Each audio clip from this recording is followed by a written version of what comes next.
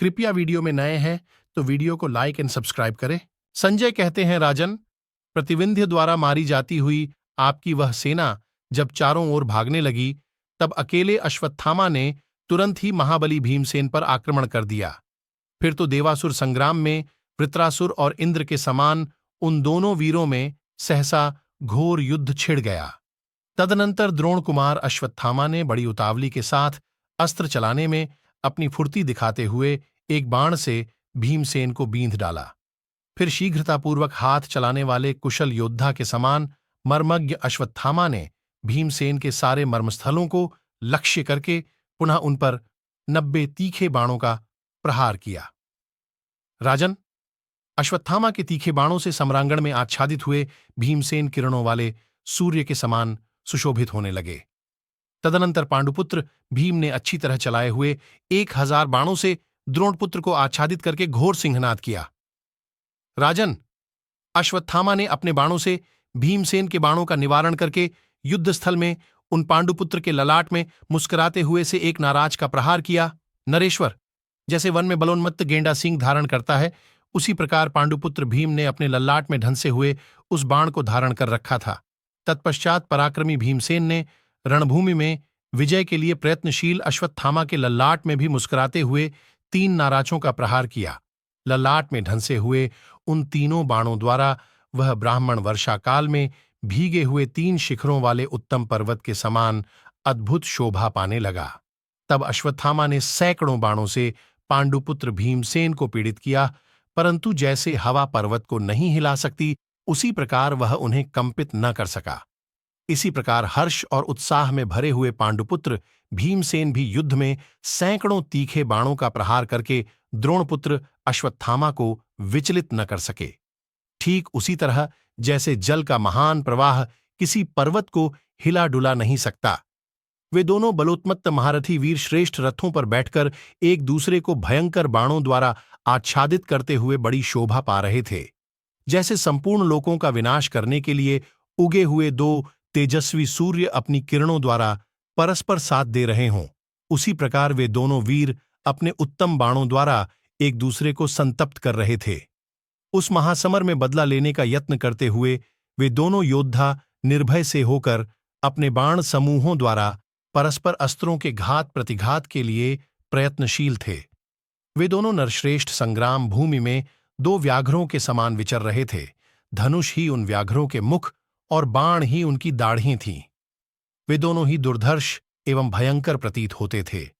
आकाश में मेघों की घटा से आच्छादित हुए चंद्रमा और सूर्य के समान वे दोनों वीर सब ओर से बाण समूहों द्वारा ढककर अदृश्य हो गए थे।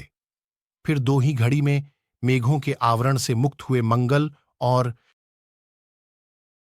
बुध नामक ग्रहों के समान वे दोनों शत्रुदमन वीर एक दूसरे के बाणों को नष्ट करके प्रकाशित होने लगे। इस प्रकार चलने वाले उस भयंकर संग्राम में वहीं द्रोणपुत्र अश्वत्थामा ने भीमसेन को अपने दाहिने भाग में कर दिया।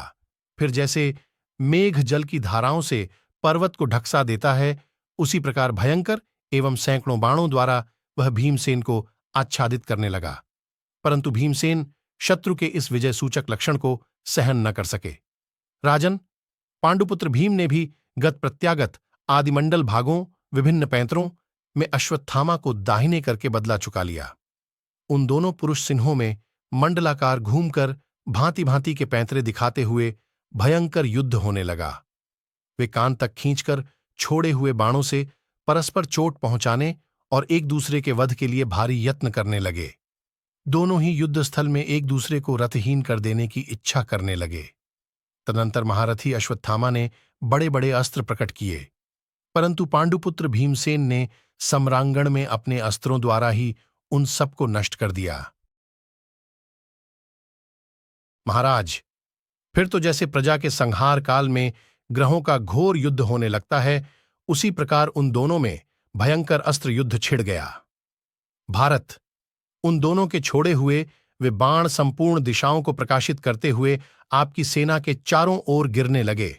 नरेश्वर, उस समय बाण समूहों से व्याप्त हुआ आकाश बड़ा भयंकर प्रतीत होने लगा। ठीक उसी तरह जैसे प्रजा के संहार काल में होने वाला युद्ध उल्कापात से व्याप्त होने के कारण अत्यंत भयानक दिखाई देता है। भरतनंदन, वहां बाणों के परस्पर टकराने से चिंगारियों तथा प्रज्वलित लपटों के साथ आग प्रकट हो गई जो दोनों सेनाओं को दग्ध किए देती थीं। प्रभो, महाराज, उस समय वहां उड़कर आते हुए सिद्ध परस्पर इस प्रकार कहने लगे, यह युद्ध तो सभी युद्धों से बढ़कर हो रहा है, अन्य सब युद्ध तो इसकी 16वीं कला के भी बराबर नहीं थे। ऐसा युद्ध फिर कभी नहीं होगा।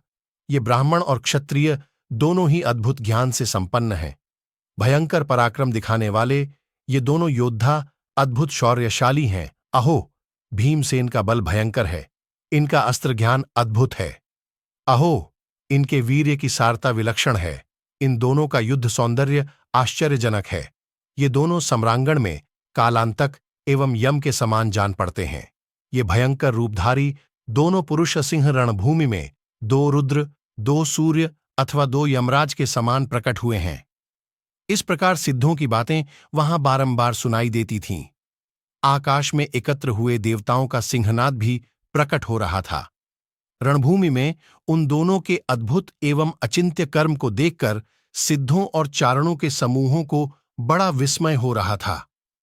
उस समय देवता, सिद्ध और महर्षिगण उन दोनों की प्रशंसा करते हुए कहने लगे, महाबाहु द्रोण कुमार, तुम्हें साधुवाद। भीमसेन, तुम्हारे लिए भी साधुवाद। राजन, परस्पर अपराध करने वाले वे दोनों शूरवीर सम्रांगण में क्रोध से आंखें फाड़ फाड़ कर एक दूसरे की ओर देख रहे। क्रोध से उन दोनों की आंखें लाल हो गई थीं। क्रोध से उनके ओंठ फड़क रहे थे और क्रोध से ही वे ओंठ चबाते एवं दांत पीसते थे। वे दानों महारथी धनुष रूपी विद्युत से प्रकाशित होने वाले मेघ के समान हो बाण रूपी जल धारण करते थे और सम्रांगण में बाण वर्षा करके एक दूसरे को ढक देते थे। वे उस समास्मर में परस्पर के ध्वज, सारथी और घोड़ों को बींधकर एक दूसरे को क्षत विक्षत कर रहे थे।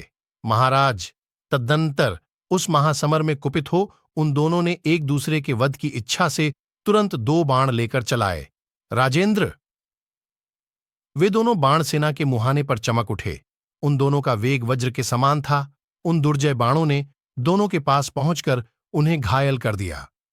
परस्पर के वेग से छूटे हुए उन बाणों द्वारा अत्यंत घायल हो वे महापराक्रमी वीर अपने अपने रथ की बैठक में तत्काल गिर पड़े। राजन, तत्पश्चात सारथी द्रोणपुत्र को अचेत जानकर सारी सेना के देखते देखते उसे रणक्षेत्र से बाहर हटा ले गया। महाराज, इसी प्रकार बारंबार विह्वल होते हुए शत्रुतापन पांडुपुत्र भीमसेन को भी रथ द्वारा उनका सारथी विशोक युद्धस्थल से अन्यत्र हटा ले गया।